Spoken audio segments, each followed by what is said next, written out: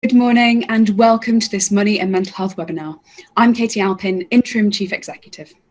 Thank you for joining us today as we launch Mind the Income Gap, the second report of our Mental Health and Income Commission.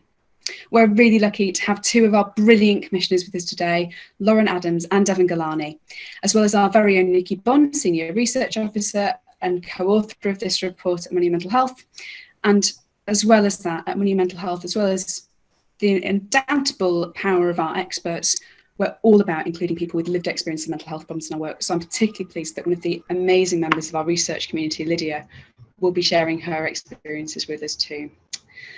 Now, obviously, webinars are not the same as being able to have you all in a room and give you all a cup of coffee and some biscuits, but we do want to maintain as much of the interactivity as we possibly can. To do that, we're using Slido. You can find the link below your video in your browser. We'll have a poll set up there very shortly, so please do click through. But you also have the opportunity to ask our brilliant speakers questions.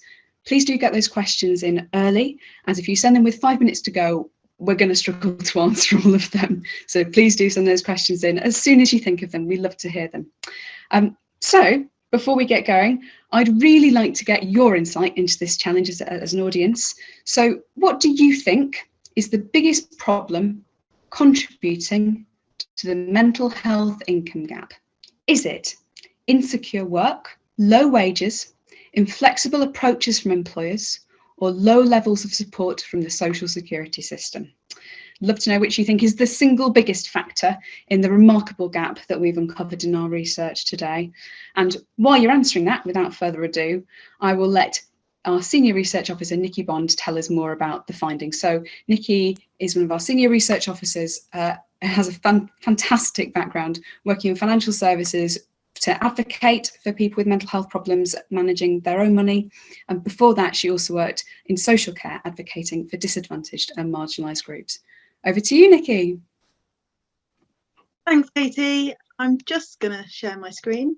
There we go. Lovely. Right, so I'm going to give you a whistle-stop tour through our new research, Mind the Income Gap. And this is our second report in a series of 3, looking at the incomes of people with mental health problems. Our first paper, Income in Crisis, explored how the coronavirus crisis had affected the incomes and living standards of people with mental health problems. It found that people with mental health problems have lower average incomes, and that these persistently low incomes expose people with mental health problems to increased financial fragility. So people who'd experienced mental health problems were 3 times more likely to run out of money within a week if they lost their main source of income than those without. And of those who'd already experienced an income drop in June due to the crisis, 1 in 3 had cut back on essentials like food or heating. So this second report, against this backdrop, takes a bit more detailed look at the income gap and considers what the income gap looks like for people with different mental health conditions. We also take a look back over the last 13 years since the last recession at the labour market and the benefit system, and consider how systemic factors in both of these have contributed to the income gap. To do this, we used qualitative data from our research community, a group of 5,000 people with lived experience of mental health problems, and also quantitative data from the Adult Psychiatric Morbidity Survey, a survey conducted every 7 years, the last one in 2014, and also a labour force survey to understand a more up-to-date picture of what's happened since 2014. So our findings, the APMS allowed us to unpick the differences in typical annual incomes between those with and without certain conditions.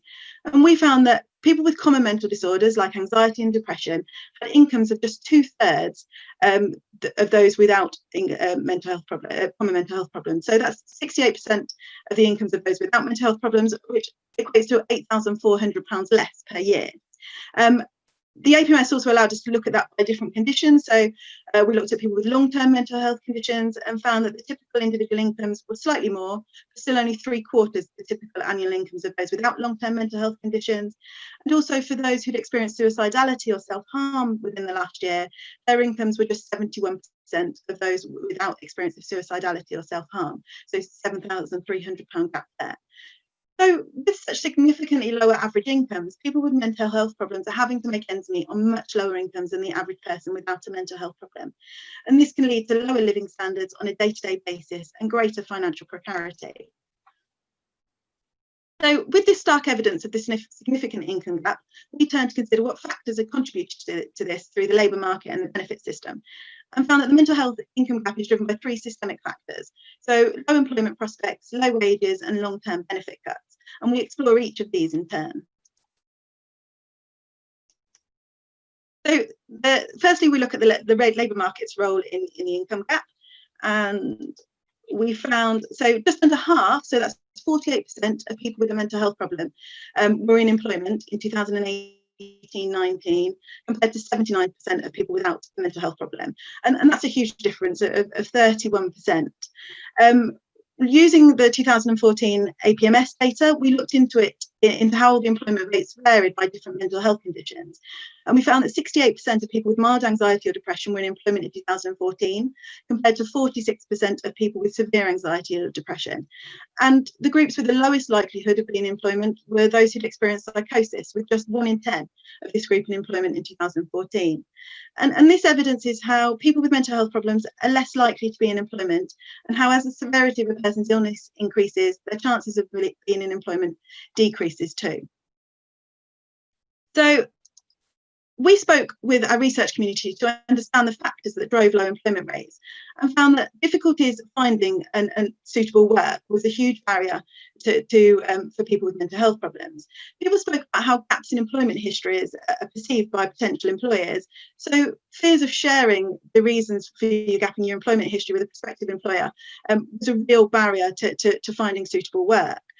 People also spoke about the discriminatory attitudes from prospective employers and hiring managers about mental health problems, and also the ways in which jobs are advertised. So people with mental health problems may need more flexibility, such as working from home or more flexible working patterns.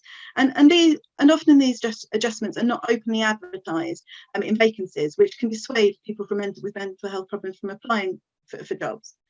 But also the difficulties go beyond finding suitable work, and the difficulties continuing to retaining that work and staying in work.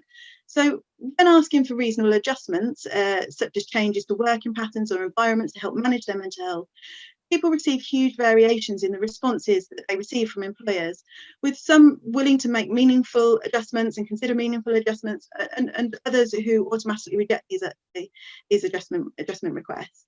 And then there's also a lack of understanding of mental health problems from employers, and a lack of mental health awareness training for managers and co-workers, which can make remaining in work really tricky too.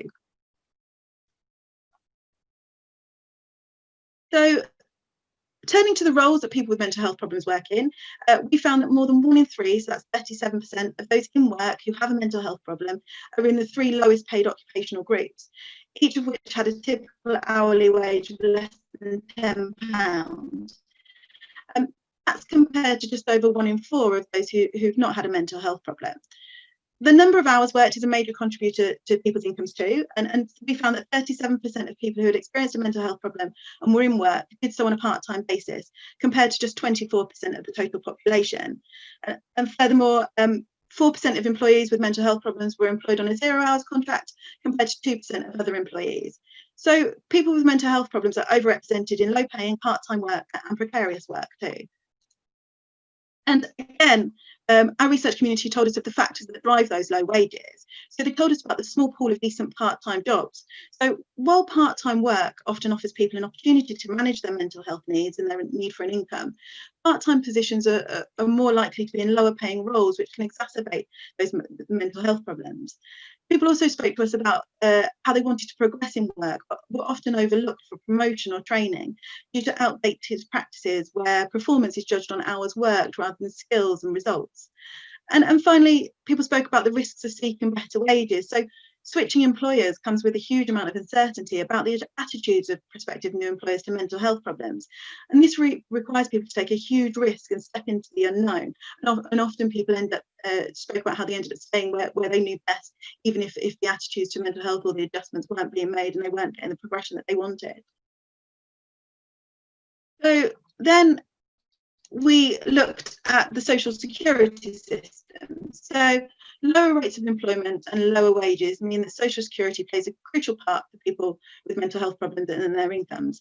And some people will only need to draw on support from the benefit system briefly during a short period of mental health. Others may need to rely on it to supplement low wages longer term, while others still may, with more severe mental health problems, the benefit system might be their only source of income, and will they rely on long term. So we looked back at, bear with me. So we looked back at the benefit system over the last 13 years. And first and foremost, we found that benefits are a significant source of income for many people with mental health problems. And nearly half, so 48% of ESA claimants had a long-term condition such as psychosis or post-traumatic stress disorder. And people with mental health problems also appear to have become a large proportion of those receiving such benefits over time. So in 2007, just half, 52% of people in receipt of incapacity benefit, which is the predecessor of the ESA, experienced anxiety or depression. By 2014, this had increased to nearly 2/3, so 64% of recipients of ESA. So benefits are a significant source of income for many people with mental health problems. Turning to the levels and generosity of benefits, the levels at which many benefits are set compared to both the earnings of people in work and their value in the recent past is low. So using the most recent data from April 2019, we found that job seekers allowance and employment support allowance are paid at just 12.5% of the typical weekly earnings. And our report shows how this has been driven down over time. But other changes to the benefits have also reduced the amount of money people with mental health problems receive. So ESA, previously, all claimants, those in the support group and the work-related activity group, previously received an enhancement in recognition that living with poor mental health can bring extra costs. However, since 2017, new claimants assigned to the work-related activity group, so those whose health needs are acknowledged but who are deemed able to do things like prepare a CV or attend training courses, do not receive an additional payment, and that's a loss of 29.55 pence per week, a significant amount, particularly when you're surviving on benefits. But also there were other changes. So the move from DLA to PIP, so the move from disability allowance to personal independence payment in 2013, saw people with mental health problems face another potential income hit. Changes to the eligibility criteria meant that a number of those who'd received a payment under the previous system no longer did under personal independence payment, leaving them worse off.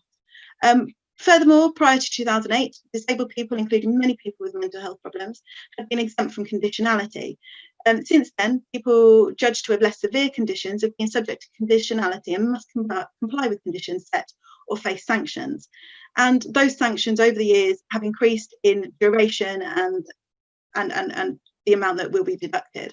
And these are all hits to the incomes of people with mental health problems. So we looked at the challenges that people with mental health problems face with these low benefits and in the social security system, and found that low incomes do not support long-term health. So reductions in benefits over the years has led to the social security net becoming a source of precarity rather than security. People are living on meagre incomes, and the worry and stress of managing on such persistently low incomes can exacerbate mental health problems, and for some erode hope for the future. Another key challenge for people with mental health problems can be the uncertainty of receiving correct benefits. So with fewer enhancements to disability-linked payments in ESA, the DWP's verdict on a person's capacity to work plays a crucial role in income. So work capability assessments, which evaluate what a person with a disability or health condition can do, are often inaccurate and only correctly awarded after a person challenges a decision. However, challenging a decision and securing the correct entitlement requires people to advocate for themselves and navigate the process for doing so. And the cognitive and psychological effects of many mental health problems can make this harder, meaning that for people with mental health problems, decisions go unchallenged and they continue to receive limited incomes. Or for those who do challenge decisions, the stress and anxiety of doing so can further exacerbate mental health problems. And the challenges people face extend beyond those of low benefits and also include low employment and wages. So people told us how they felt pushed to take any job rather than not the right job. And whilst work coaches aim to support people to find work, and while many try to tailor support to people's needs, without understanding how a claimant's mental health problems can impact on their ability to engage meaningfully with employment, people felt pushed into unsuitable, high churn, low skilled work, which can exacerbate mental health problems. And then finally, the introduction of in-work conditionality in 2016 encouraged people working part-time hours and on low incomes to earn more. And while this could offer greater support to people to find better work, it can often focus on working more hours rather than exploring how to increase people's hourly wage through training and progression.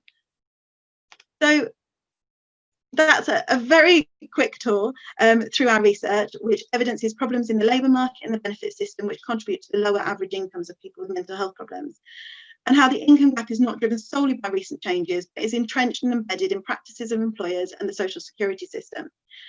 Yet the pandemic does present some significant opportunities to reduce this mental health income gap. So we're adapting to new ways of working, working from home, and many more people have been exposed to the benefit system.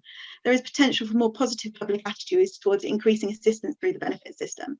Therefore, over the next few months in 2021 and into 2021, we're working with the Mental Health and Income Commission to consider how employers, government and other stakeholders can act to close this income gap. Thank you. Wonderful. Thank you so much, Nikki. So I've got some quick polling results for you.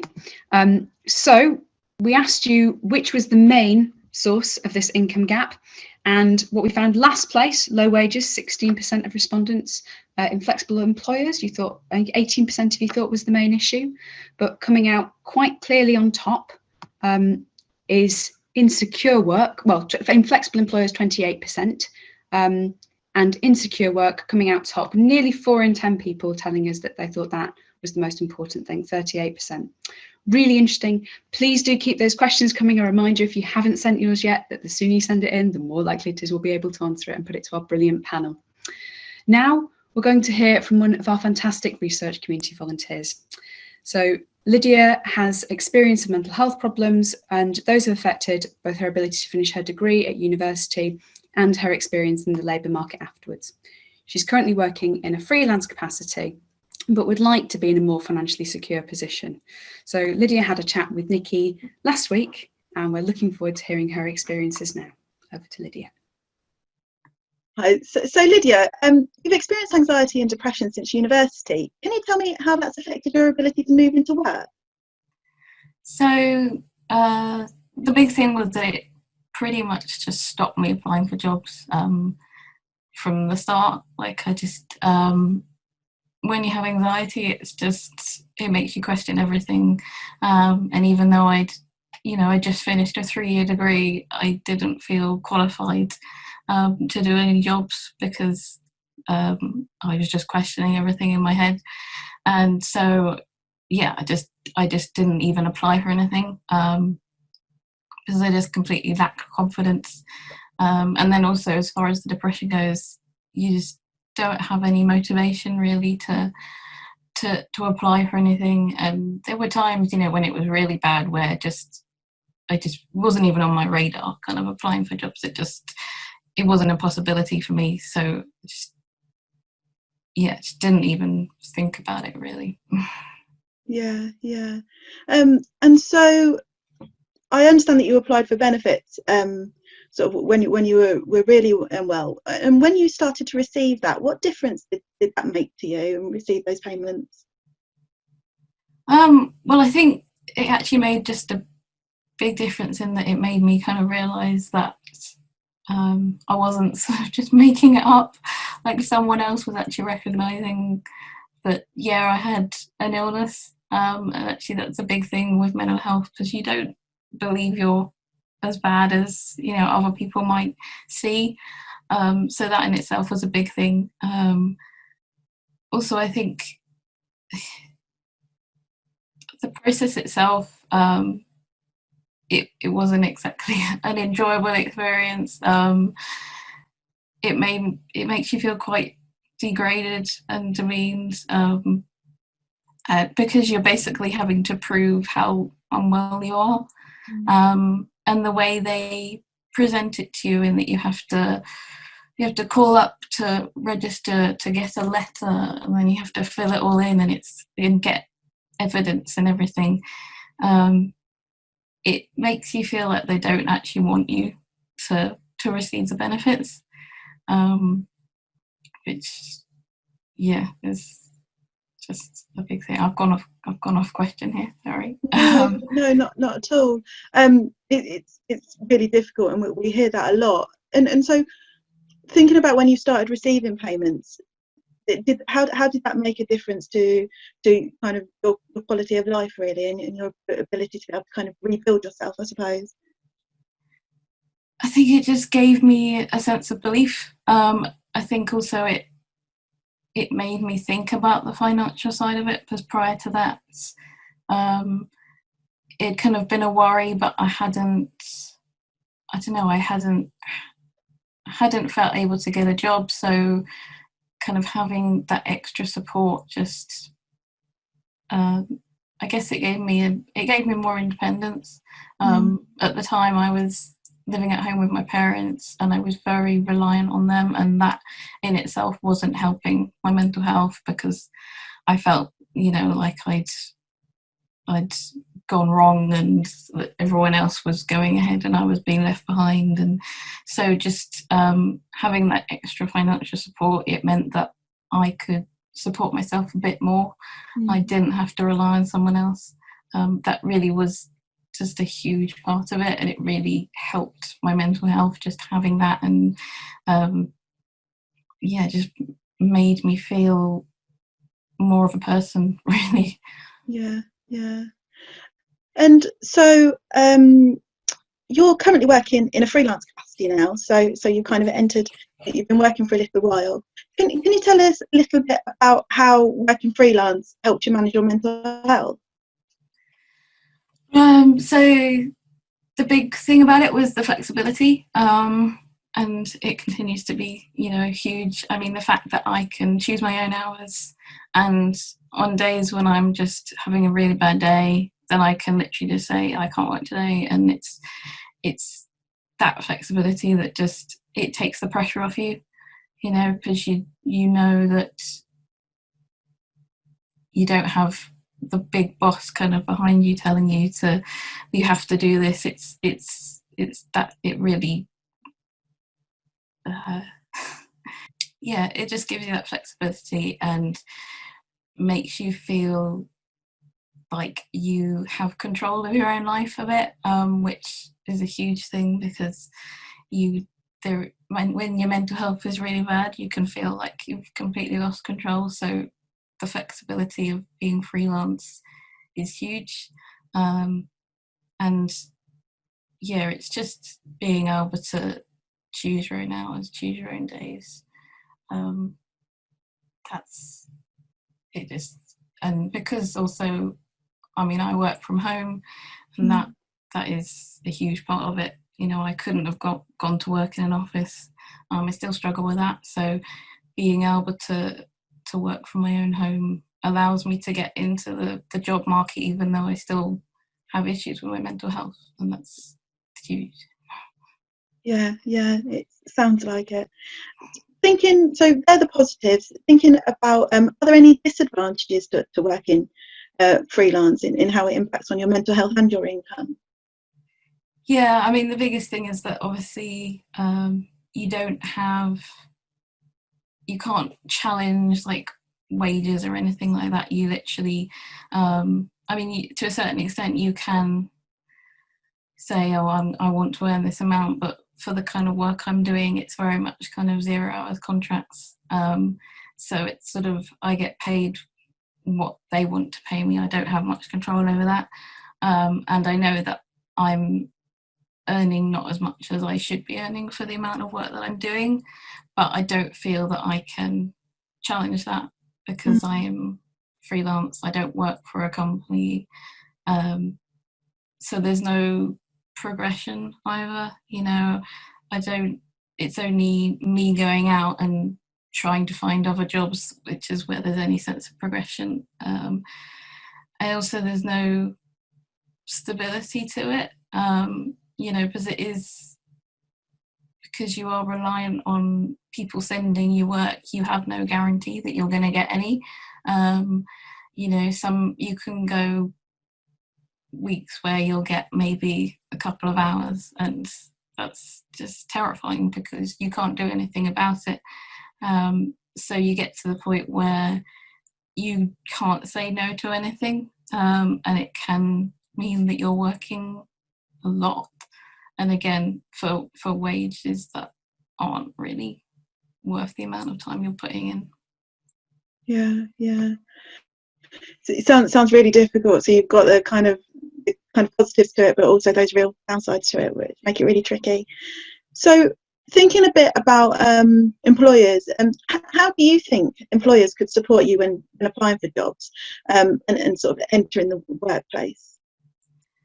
I think so much of it is just presenting this kind of image of being open and accepting, particularly when you're going through the application process.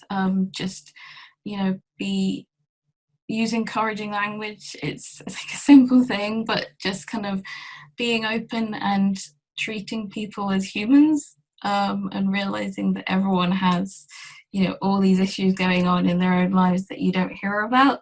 Kind of recognizing that that's there, and that some people might need a bit more time or that flexibility in working. They might need days off here and there. Being open to that is I think would help so much. I know a lot of I've looked at, applying for jobs, and a lot of the kind of corporate speak and everything, it sounds very rigid, and I look at it and think, oh, they wouldn't want someone like me because I would need the flexibility in the hours and the days off here and there. And I think just being more open to that is a huge thing. And also just I think it's acknowledging the well-being of your employees, and treating them like humans. It seems like a simple thing, but I think a lot of companies can forget that. And as far as your mental health goes, that's such a huge part of it. Just people recognizing that we all have all sorts of things going on. Yeah. Okay, that's great, Lydia. Thank you. Is there anything else that you wanted to add about what you think the impact of your mental health problems on your ability to work? The thing is, I was thinking the other day, as far as like looking long term, if you because of the situation I was in, I had a good sort of 5 or so years after university where I wasn't working, and in terms of earning money and savings and looking to the future, that's a real, that's impacted me a lot, and I do worry about when it's like retirement age, and I'm, as far as pensions and everything, I think that's a worry, because I don't have because of freelance, I don't have a pension like you would if you were employed, and I haven't got the savings from that many years of working. So I think, the long-term effects of just a few years of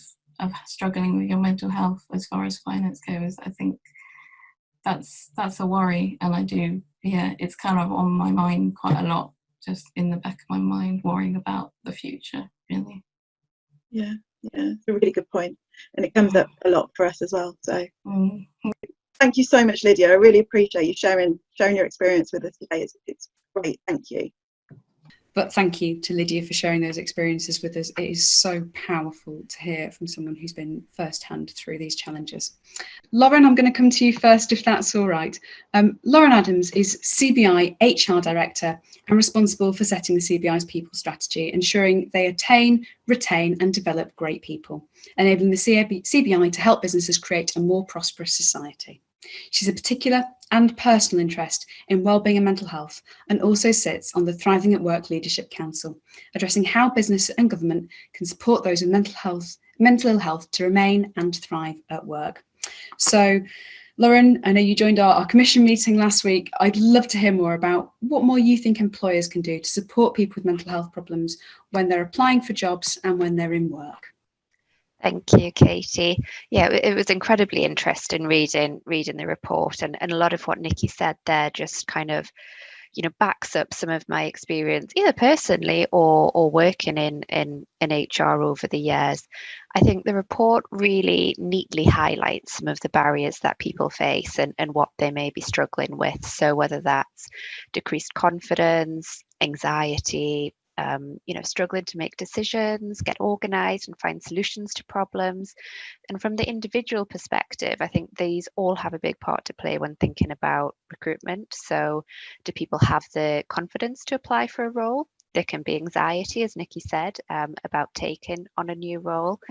I think more practically, the piece that Nikki said about gaps in employment histories, we know that's a type of thing that hiring managers can pick up on at recruitment. And although I think it's, now becoming less important, it can be something that people feel uncomfortable explaining about. And being on the other side of it, I think it's something that I've heard over the years. Hiring managers think, oh, why is that? Is that a little bit of a warning kind of red light around absence or performance?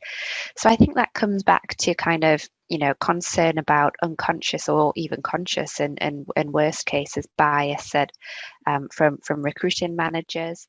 Are they going to think that people can't cope if they do disclose a mental health issue? So in a second, I'll talk about kind of, the best practice of how we can get around those things. But those are the types of things that for me, when I read the report, came through strongly. And I think, as Nikki said, there's a risk that those types of things carry on to when you're working in an organisation, and if they're barriers to progression. So, that whole thing around the stigma around mental health, will somebody be able to cope with a step up? And for me, when developing the mental health strategy at the CBI, that was kind of the key. So I myself had suffered for a number of years, and still do, with anxiety, at times depression, OCD, and I'd been at the CBI for a number of years, but I'd just been promoted to HR director a few years ago now. But I hadn't talked to kind of my managers about it. It wasn't well known in the business. And that for me was a real turning point of 2 seconds. If I'm feeling like I have to hide it, I don't want to lead an organization and be a leader in an organization where others need to, feel like that. And for me, that was kind of the launch of the strategy. And I spoke about it in an all staff, and we've done a lot of work around breaking down the stigma around mental health, because I'm a firm believer that actually work can be a driver of good mental health. Yes, it can exacerbate bad mental health sometimes and poor mental health sometimes, but it can also be fantastic to keep people well. I suppose, the other thing kind of that came through for me in the report was the challenges around poor mental health and staying in roles. So we know in some cases it can impact performance, as I mentioned at the start. There can be absence knock-on impacts. So some of the barriers people have, such as fatigue, trouble concentrating, that can impact tasks. So those are the types of things that I think kind of good HR practices and good organizational practices need to address. So if I think about what kind of employers can do and some of the best practice that I've seen over the years, starting with kind of reasonable adjustments, and I know it's touched on in the report. I think reasonable adjustments, and the key for people to remember, is that they don't have to be huge things. So yes, they can be bigger things, from flexible hours, role adjustments, some of the things that are touched on in the report, but they can also be really simple things. So just, a quiet space to work, a bit of extra management support to help people prioritize, a fair return to work approach after somebody may have been absent. So there's a range of things that organizations can consider to help somebody remain in work. The best organizations I've seen take a very preventative approach, I think would be the right way of saying it, to mental health. So helping people before it gets to a crisis point. And the best organizations are now seeing mental health as just as much of a focus as physical health. So given where they can, access to private medical insurance, that maybe gives access to talking therapies, support, including employee assistance programs, those types of things, for me, even personally, have been just central to being able to remain in work and remain well. I think, as I said before, breaking down the stigma around mental health. So it does start from the top, with leadership. So making sure that, it's not just lip service. Other things that I've seen work really well are communications from others, sharing their stories, so that people know that there's ways to cope with, mental health. It comes in waves sometimes, so different experiences. We've had blogs from people internally around coping with eating disorders or anxiety, caring for people with mental ill health, a whole range of things. I think obviously, as Nikki said, and as we read in the report, there's a lot around good employment practices. So you have to have these good employment policies, whether that's sickness absence, and hopefully fair and supportive sickness pay, performance management processes, so ones that take into account reasonable adjustments and don't just, instantly move to dismissal. Even pay progression, things like that, just making sure that they are fair and support the whole kind of spectrum of employees that you may have. And then I suppose kind of finally the key to that is the manager. You can have all of the fantastic policies in place as an organization, but if your managers aren't upskilled to, eliminate bias as much as we can, to make sure that recruitment, performance management is fair, to make sure that they can handle difficult conversations. And a lot of this from an organizational perspective will be a lot more challenging. So good management training around mental health is key. Mental health first aiders, things like that, just all working together to kind of create a supportive and fair place for people to work. I suppose if people want to read more kind of good examples, I know the CBI have done a lot of work around this. Their Front of Mind report's got some fantastic case studies. I think the good thing that we've seen over the years is that mental health is becoming more of a focus in organizations. And again, during the pandemic, as much as you can take anything positive from it, I suppose you have seen things like mental health becoming more of a discussion, and people thinking through the impact of mental health at home, at work, and things like that. Fantastic. Thank you so much, Lauren. There is an awful lot there for any employer to think about. And I know certainly my reflection immediately is that I'd be very happy to work for you at the CBI. That's supportive. Now we're moving on to our next panellist. So Devon Galani is joining us. Devon has worked on Universal Credit since its inception and has written extensively on welfare policy, government spending and employment. Devon set up Policy and Practice, a social policy, software and analytics business to make the welfare system easier to understand and to bridge the gap between policy development and implementation. So Devon, we'd love to hear from your perspective. How well does the social security system work for people with mental health problems, and how could it better support people into work? Thank you, Katie. Well, I think we heard from Lydia there on some of the challenges with it, and actually from the poll respondents too. So 38% said the biggest barrier to improved living standards for people with mental health difficulties was the low levels of support for people in the social security system. Similarly, kind of Lydia talks about her own experience of claiming benefits, and I think she found the process itself degrading, demeaning, and at times like they didn't actually want her to get through it. In my own journey on, as you know, Katie, my own journey in sort of working on welfare policy started from being made unemployed myself and having to claim benefits.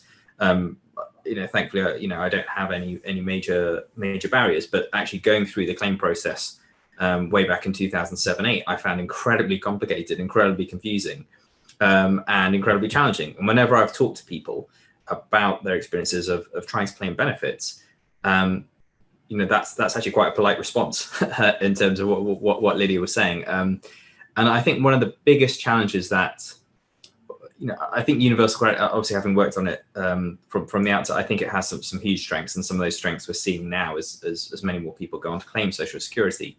But it hasn't always had those strengths, and actually it still has some way to go to kind of get to where I originally envisaged it would. And I think one of those challenges is it hasn't really reimagined what it feels like to claim benefits. I mean, that's one of the things that really hasn't changed as much as I would have wanted it to.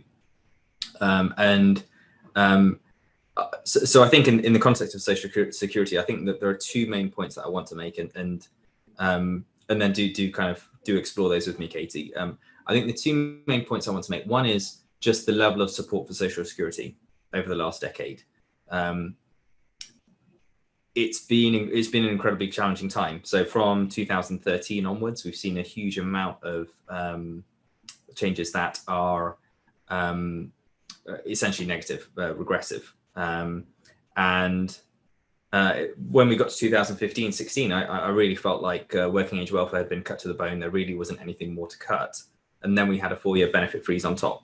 So, the last decade has been incredibly challenging for people. And I really want to give this government some credit for its response to COVID in making the benefit system more generous, essentially reversing a lot of the reforms that have been previously introduced. So the benefit system is back to the levels of generosity that it had been before since April, in terms of a £20 increase in the personal allowance and a return to the local housing allowance. Isn't quite there yet, but there is some movement forward.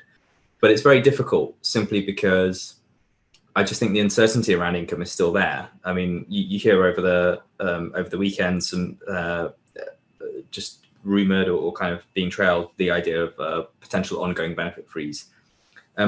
We're not in a position where that makes any sense at all for the economy or for people who are dependent on social security. And so I mean, the level of benefits is kind of one area, but I think the challenge in this context is it's a bit of a blunt instrument specifically for people with mental health issues. It's very difficult. It's not a targeted measure, but it is a measure that I think would improve everyone's mental health, regardless of where they are on the spectrum of facing mental health challenges, particularly if they are on a low income.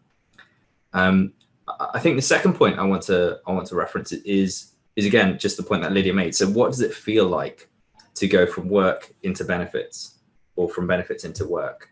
And I think there are some improvements to how the system can work, some of which have been made actually, particularly in how universal credit operates. But again, there are many more still needed. So we did some work looking at how universal credit works for people in supported housing. Now, I know that isn't the same cohort group, but there are people that kind of, I suppose, struggle with similar challenges, and many of them do have had mental health difficulties in the past too. So I think so. Firstly, some of the improvements. I think the way that the Universal Credit Helpline works has improved, partly due to COVID. So the idea of the "we'll call you back" type service is something that means you're not just holding on for a long time for an advisor to get back to you. I think there has been the introduction of basic bank accounts again for a long time. I'm not sure how much more visible whether they are being made more visible by Job Centre Plus, but the fact that they exist is I think a good thing. Where I think there's still much more room to go is the role of support workers in helping people who are struggling to navigate the social security system. Whether they can be given, for example, access to the journal, obviously for messages or kind of communication to be approved by the individual themselves. But I think, just being helped is making it easier for people to get help when they're navigating the social security system would be great. And I think that's a win-win for DWP as well, because then there are less mistakes made in the claim administration process and the claim management process. So I think kind of data security is always the barrier that's raised, but I think there are some huge positives there for DWP if they can find a sensible way to get through it. I think the process of getting onto benefits, as I said, reimagining the claim process hasn't really happened. But where we see most of the barriers is around that process of just getting onto the system initially. So getting your identification sorted, going through the habitual residency test, Those are major barriers, and actually not being able to get onto it in the first place is something that I think it can put people off, and we've seen that, and it puts people off claiming, which exacerbates or extends the wait they face before they can get their money. And then there's a third issue that again very much relates to Social Security, but also arguably sits outside it, which is how debt is treated. So it's often, Social Security is how you get money, but actually how government gets money back can be a major challenge. So if you look at how third-party deductions are treated within universal credit, they're almost always taken off at the maximum level that's allowed by regulations. And I've been to a service centre and seen how this is done, and it sort of makes sense, right? Because the people in the service centre have no context to go on. There's no sense of actually how vulnerable is this individual, so they apply the same rules to everyone. But there could be something in there that either allows for a vulnerability flag or kind of allows for an acknowledgement of financial resilience or low levels of financial resilience that allows for deductions to be better handled. And the reason I think that's important is this isn't just a one-way system. It's not that you have difficulties with mental health and that affects your income with you getting 2/3 less than if you didn't have it, as Nikki's excellent report shows. It actually works the other way around as well. So if you have mental health issues, or if you're in debt, that can exacerbate your mental health challenges and really extend your ability to just get back into the workplace, increase your income, increase your hours, increase your earnings, and just feel more like yourself again. And I think that's often lost. We often talk about money on its own, whereas actually sometimes we miss the well-being aspect of this conversation. I'm not sure. I mean, there's plenty more I want to say. I'm not sure how much more I should say. I mean, there's a couple of points I think around also the transition from benefits into work that I'd quite like to make around just whether or not employers are so we work quite a lot with people in the welfare to work sector. And one of the big lessons I've taken away is it's not always about the social security system. And actually, in many respects, universal credit does work better because once you're on it, you don't need to make a new claim. It adjusts automatically when you're in work, and that administrative ease is seen as a positive. But just opening employers' minds, opening their sort of mindset to actually different people with different skills is one of the biggest challenges that I think people face, and it's these sort of softer edges of the benefit system and moving into work. So how the benefit system feels, how moving into work feels, where I think there is actually a huge amount of difference you could make to people's well-being, and in terms of kind of big opportunities, ensuring the measures that are in place post-COVID in terms of increased support for people on the social security system are retained. It's actually the best way to reinvigorate the economy, because more of that money will be spent locally. And again, we forget that benefit levels are still below the levels we would expect them to be, or we would have expected them to be back in 2010 without austerity. So I think that's one area. I think the other area is a debt management bill. So you'll have seen there was a call for evidence. The deadline ended yesterday, unfortunately. Otherwise, I'd have asked people to submit their evidence. But it was talking about the relationship between debt management practices, particularly government's debt management practices, and its impact on people with a range of different challenges, including mental health challenges. So I think there are kind of hard policy solutions. But I think one thing that I'd like to explore in the Q&A are the softer edges. So how can the claim process be made to feel more human, and how can employers be supported or made aware of how, and obviously employers are human, I'm an employer myself, but how can they make the process of interviewing or allowing for flexibilities, or how can they be aware of the support that's available to them to help them to do that? And I think one area, again, I'll just mention this in case it comes up in the Q&A, is line management. So, how will you get on with take that in the Q&A, Devon? I'm just aware of time, if that's okay. There's just too many interesting things to say in this conversation. Absolutely. Perhaps to follow that thought you were starting about line management and the employer side of things, we've had a really interesting question come in from Dan Holloway, who is one of Money and Mental Health's advisory board members. So Dan is particularly concerned about kind of experience through the pandemic, which obviously we're all experiencing the same things. We don't all have the same resilience to deal with them. And so while some people will have, been seen as working heroically, as the phrase Dan has used through this time, other people might have found that more difficult. And Dan's particularly concerned about the kind of progression implications of that. So I think the question, and maybe Lauren, this is a chance for you to come in first, is kind of what steps can HR take to ensure that COVID doesn't exacerbate the income gap for people in work, particularly when it comes to reward? Yeah, I mean, I won't repeat myself too much, but I think it definitely comes back to those solid pay and progression policies, making sure that there's fair access to development, learning and development for all people. And I think kind of, if you are making reward and progression decisions, making sure that they are based on skills, behaviours and output, so not the input, not the hours that are going in. I think it's important when people are making decisions that they're looking at the impact on their data. So whether that's, women, working families, we've seen a lot of research about the impact of COVID and the pandemic on women. Looking at the impact on any decisions that you're making around pay on your pay gaps.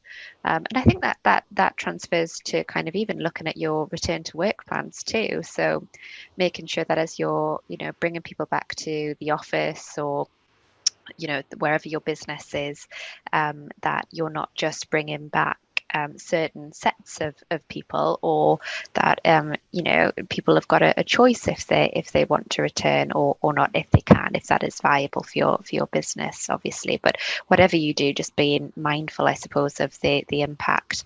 I think one of the positives, though, is out of COVID is that we have in some cases seen businesses start to adjust their outlook. So we have seen, and it has shown, that we can work flexibly, we can work from home in some business environments, and productivity can actually improve as people don't have, the long commutes, or they've got a better work-life balance, or whatever it is. Obviously there's impacts of that as well, but I think, I'm a trustee for a charity called Astrid, which is focused on employing or linking businesses with individuals with invisible illnesses. So that can be mental health, it can be cancer, it can be ME, it's a range of things. But at Astrid, one of the things that we're hoping is actually that employers can see that you can work differently. You don't always have to work the traditional hours, etc.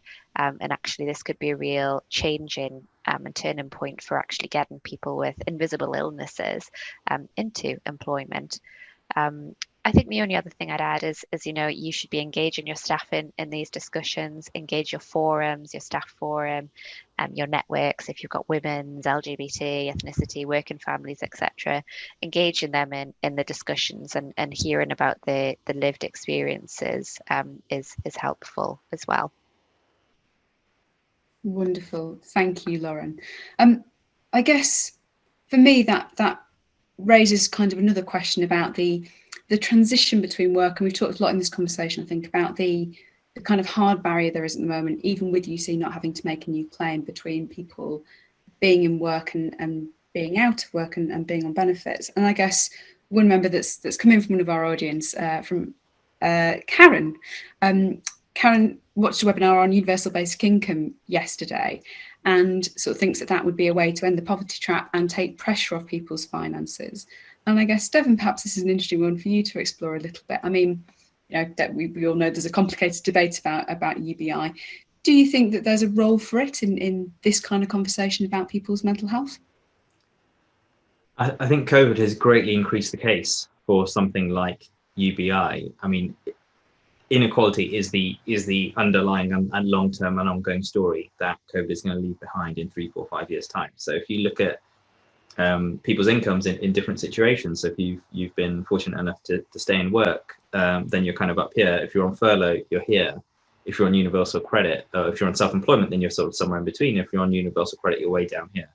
And if you're out of work and not on universal credit, on legacy benefits, then you've seen no improvement, or you've seen no change. So again, that level of inequality is considerable, and UBI is much more attractive. I think the two, it still doesn't quite work for me, I think, for two main reasons. I think one challenge of UBI that hasn't been tackled by its proponents is the idea that if you do need extra support, you'll get more UBI. And then once you get into that process, you're back into a form of means testing and a form of assessment of, and I wonder how different that is from the benefit system we've got today. And if you avoid that, then you've got obviously the inequality that arises from it. And I think the second kind of major challenge that UBI faces is just one of, it's actually an opportunity. Actually, I would frame it as, if we remove the savings limit from universal credit, which is something policy and practice has called for more or less from the outset, but again, even more so now. So if you can continue to receive universal credit if you've got savings above 16,000, even if you apply a tariff deduction because of your higher savings, that just seems much fairer and very similar to UBI when you get to that point. So really, UBI is seen as something separate to or different from universal credit, but actually without the savings limit in universal credit, the two are very similar. But yeah, those are my thoughts on that. I'd love to know if the panel or other people kind of agree with that point, if they see UBI as being something completely different. Certainly, from my point, I think you've nailed it there, Devon. I think, it's to me again a great opportunity that we're talking about being more generous in the social security support that we offer to people facing difficult times. I think one of the really good things about COVID, if we're allowed to say there are good things about COVID, is the kind of increased, I think, sensitivity towards the lives of others that we're starting to see across the population as we all face some degree of hardship through this time. I still think it doesn't, for me, get around the difficulty of giving everyone the same thing doesn't account for different people having different needs, and I have equity concerns that mean I guess a good system might look more like what we currently have than we initially think when we talk about UBI. Lauren, did you have anything to add on that? If not, I have a question about employers. No, you can hit me with the next question, Katie. That would be great. So we've had a really interesting question come in from someone anonymous watching us, which is about how do we support people in roles where flexibility isn't an option, so where there are set shifts or things like that. We know that employers obviously do face some barriers to making reasonable adjustments. What can people do in those sort of situations? Yeah, absolutely. It does. It depends on the sector. Retail, if you're customer facing, if you're, I don't know, a nurse in the NHS, there are definitely barriers. I'd say, you need to think about reasonable adjustments quite broadly. Try and think about other things that you can do to when they are in work, and if they are working those shifts, that they are supported and have got access to other support that they can. So, things, as I mentioned before, around whether it's access to an employee assistance program, kind of a free helpline for support with mental health or financial advice, things like that. Setting up things like a safe space or a quiet space that they can go to whilst they're in work, where they can maybe have some time out. Maybe setting up kind of a mental health first aider scheme or a buddy scheme. So again, when somebody's in work, that they can kind of contact and access support if they need it. I think it's all about kind of just trying to work with the individual on a one-to-one basis and think, well, what are the triggers for mental ill health for that person, and how can we support them? I'm a strong advocate of managers doing a mental health action plan for their whole team, and for the individuals to think about on a team and one-to-one basis, what can we do to mitigate the impacts, because in reality we're not always going to be able to do kind of reasonable adjustments in the reduced hours, reduced different working patterns, etc. way. That said, I'd engage occupational health if you can, get advice from them, get advice from professionals, and see actually if there's things that you're not thinking through because you're too close to it. It always helps to get an outsider perspective. Seeing good examples of companies doing almost like buddy schemes almost, kind of during busy periods of COVID, where they've had, you know, busy periods, and then they have a quieter few weeks where their buddy almost steps in, and they kind of go on and off shifts almost to kind of take the strain off the individual. So there's a whole range of things that you can do that don't just have to be reduced responsibilities, reduced hours, set working patterns, etc. It's really interesting, isn't it? I think challenging ourselves to look beyond kind of what might be the sort of frontline first things we think about when we talk about reasonable adjustments, and just being more imaginative about what support might mean, isn't it? Really interesting.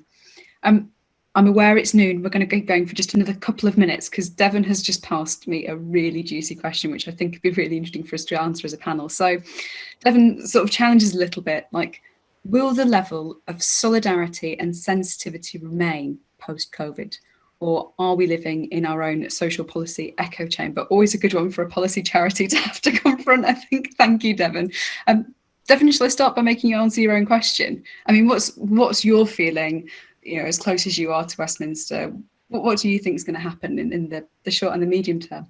Well, the reason I ask it is because I'm not sure of the answer myself. You know, as a social policy organisation, it's good to confront ourselves with these things. I've found that as a pundit, I'm one of the worst, because policy tells you, being a policy analyst tells you what government should do. It doesn't really necessarily tell you a great deal about what government will do, and it's always good to kind of challenge ourselves and be aware. So I think there is definitely a sense of solidarity in the sense of people understand, like, COVID is, the implications of COVID are that exactly the kind of difficulties that can befall anyone who has been dependent on social security. That is, social security is designed for this situation. It's just affected a much larger number of us. So I think there is that empathy, and also in terms of mental health, dealing with lockdown will mean that people have had their ups and downs through it. I mean, I have, and I know many people in our team have as well. So I think there is that greater empathy. Whether that translates to solidarity in policy terms, honestly, if I have to answer my own question, I'm skeptical. The reason I'm skeptical is because even now, the way social security has been structured through COVID is ever so slightly, or considerably, depending on your perspective, us and them.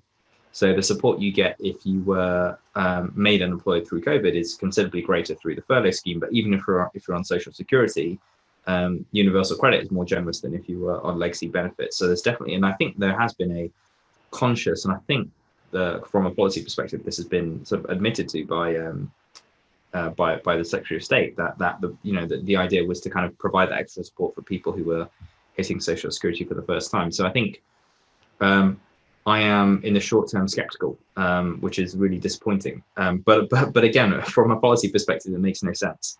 The additional support should absolutely remain post-April, and I think I'm optimistic that will continue, if for no other reason that I don't think we'll be fully anywhere close to fully recovered by then.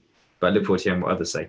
Yeah, really helpful. Thank you, Devon. And I guess from an employer perspective, I'd be interested to hear your thoughts too, Lauren. I mean, we've seen so much progress about employer support, people with mental health problems over the past sort of 5 years, perhaps. Is that going to be washed away post-COVID, or in the recession as firms face greater financial pressures? So I agree with you. There's been some great progress, and we're hearing it talked about a lot more. And as I said earlier, through our work with say Astrid, we're hoping that actually people, do appreciate actually a little bit more, what others have gone through over the time. So on that perspective, I am positive. On the other hand, obviously there's legislation in place to protect people with disabilities and things like that from being kind of treated fairly during things like redundancies, etc. But I think, the more cynical part of me is, as companies are having to make redundancies and cuts and reduced hours and things like that, we have to be mindful, and then I think the research has to keep tracking whether there is being a disproportionate impact on people with disabilities or mental ill health. We have to monitor that, because I think the cynical part of me thinks, yes, when people are looking at individuals for redundancies, and they're looking at criteria around absence and performance and things like that, there's a risk that it could come into play. So I think it's really, really important that that's taken into account over the next few months, as companies are unfortunately having to make decisions like that. But fingers crossed it will, the lessons that we've learned over the last 6 months around flexibility and things like that will hopefully counteract some of the more negatives. Fantastic. Well, let's hope we maintain some of those positive perspectives coming out of this conversation. The Mental Health and Income Commission, including Lauren and Devon, will continue to meet through the autumn, and we'll be looking for some exciting policy solutions to some of the big drivers of this mental health income gap. So please do continue to watch Money and Mental Health's website for updates on that. Sadly, that's all we've got time for today. It just remains for me to thank our panelists. Lauren and Devon, thank you so much. Nikki, thank you for sharing the research. You've done a fantastic job. And particularly to Lydia for sharing her experiences with us. Apologies again for the glitches that we had there. There will be a full glitch-free version of this event on our website, hopefully later today. So I hope you can catch up there if you'd like to. Thank you to the rest of the Money and Mental Health team behind the scenes for doing work to battle those technical glitches as we went. And thank you, our audience, for joining us. We hope to see you at another Money and Mental Health webinar very soon. Goodbye.